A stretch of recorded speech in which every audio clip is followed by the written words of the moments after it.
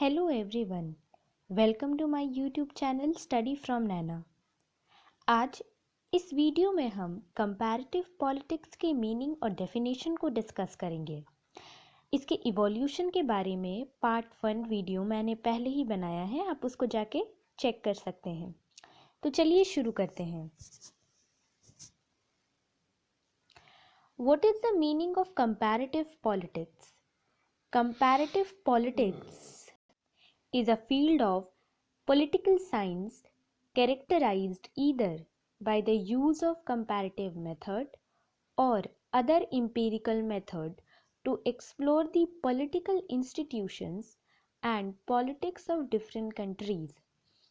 Comparative politics political science का एक सब फील्ड है जिसमें हम comparative method के जरिए different countries के political institutions और वहाँ के पॉलिटिक्स के बारे में जानते हैं।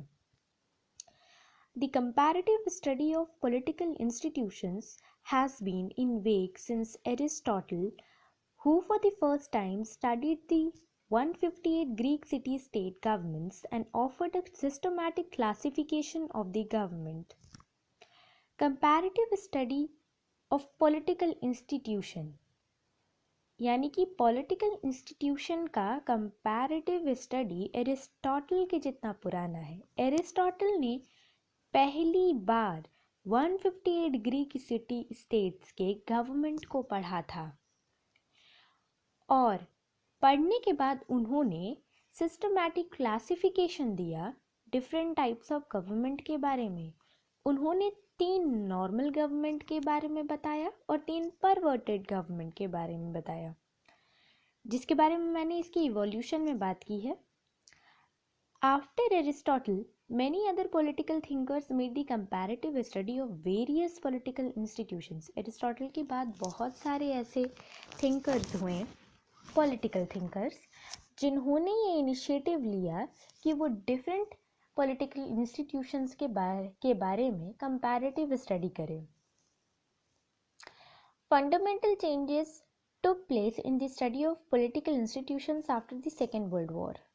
जैसा कि हम सब जानते हैं, पॉलिटिकल इंस्टीट्यूशंस के स्टडी में जो बेसिक चेंजेस थे वो सेकेंड वर्ल्ड वॉर के बाद आया, और वो इसलिए आया क्योंकि कंपैरेटिव पॉलिटिक्स का जो सब्जेक्ट है वो सेकेंड वर्ल्ड वॉर के बाद और ज़्यादा वाइड हो जाता है। इसको हम इस तरह से जान सकते हैं कि एरिस्टोटल ने कंपैरेटिव स्टडी की थी गवर्नमेंट के बारे में, डिफरेंट गवर्नमेंट्स के बारे में, लेकिन 1945 के बाद कंपैरेटिव पॉलिटिक्स का जो शब्द है वो बहुत ज़्यादा पॉपुलर हुआ और उसका जो रेंज था वो केवल पॉलिटिकल इंस्टीट्यूशंस नहीं बल्कि डिफरेंट इनफॉर्मल इंस्टीट्यूशंस को भी कवर करता है। इनफॉर्मल इंस्टीट्यूशंस का मतलब होता है pressure groups, interest groups, other non governmental organisations जो गवर्नेंस में हेल्प करते हैं। आगे बढ़ते हैं। According to Davis and Lewis, the search for a new political science with its emphasis on the structure and function of political behaviors really came into prominence after the Second World War। Political science के एक नए definition का खोज second world war के बाद हुआ, ये तो पता है, लेकिन डेविस और लुइस का कहना है कि सेकेंड वर्ल्ड वॉर के बाद हम केवल पॉलिटिकल इंस्टीट्यूशंस के तक सीमित नहीं हो गए थे। क्या क्या फैक्टर्स हैं जो इन पॉलिटिकल इंस्टीट्यूशंस को पॉलिटिकली बिहेव करने में मदद करते हैं, उन फैक्टर्स के स्ट्रक्चर और फंक्शंस को भी हम पढ़े। ये बात डेविस और लुइस ने कही थी।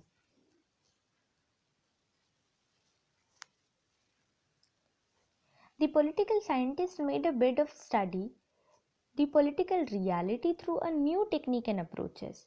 political scientists ने नए नए तरीके अपनाए, नए नए अप्रोचेस को अडॉप्ट किया ताकि वो पॉलिटिकल रियलिटी यानी कि जो पॉलिटिकल सिचुएशन है प्लस पॉलिटिकल इंस्टीट्यूशंस हैं सारे, उनको नए तरीकों से पढ़ पाए और उनके बारे में और ज़्यादा डेटा इकट्ठा कर पाए, इसलिए उन्होंने नए टेक्निक्स अपनाए।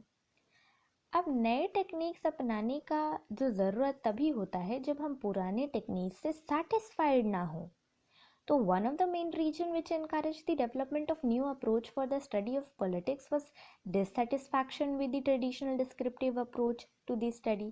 जो पहला theoretical approach था comparative politics के subject का, उससे जो political thinkers थे वो satisfied नहीं थे, इसलिए उन्होंने नए तरीके ढूंढे।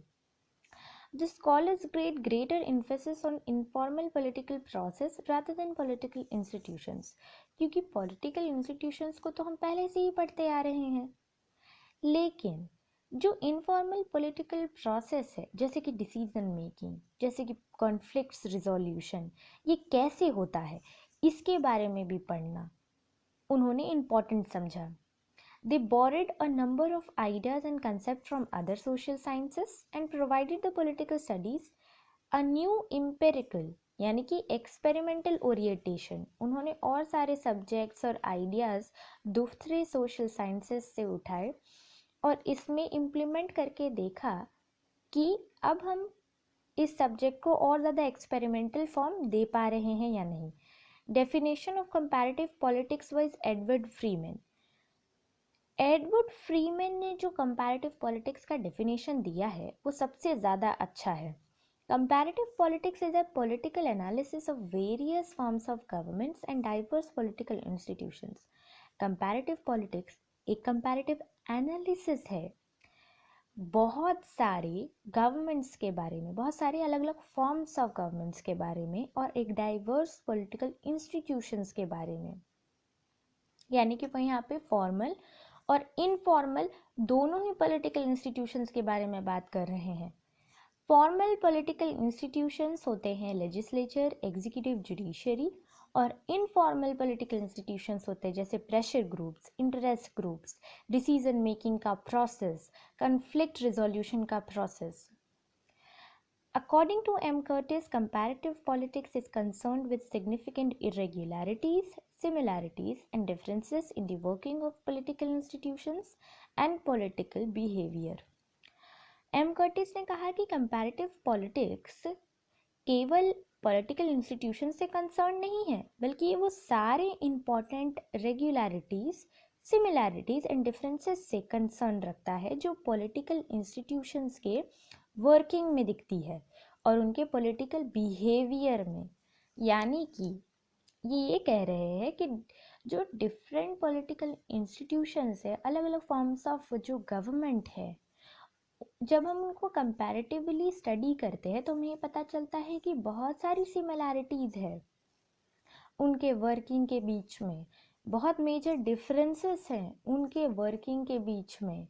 बहुत सारी ऐसी चीज़ें हैं जो कंट्री सेम मोटो से ही इम्प्लीमेंट करती हैं। हम इसका एग्जांपल ले, जैसे दो कंट्रीज़ हैं, उन्होंने सेम पॉलिसी अपनाई।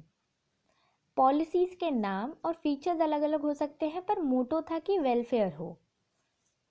फिर कुछ पॉलिसीज़ ऐसी आई जो बिल्कुल ही डिफरेंट थी दोनों कंट्रीज़ में, जिन्होंने अलग अलग पॉलिटिकल सिचुएशंस पैदा किए।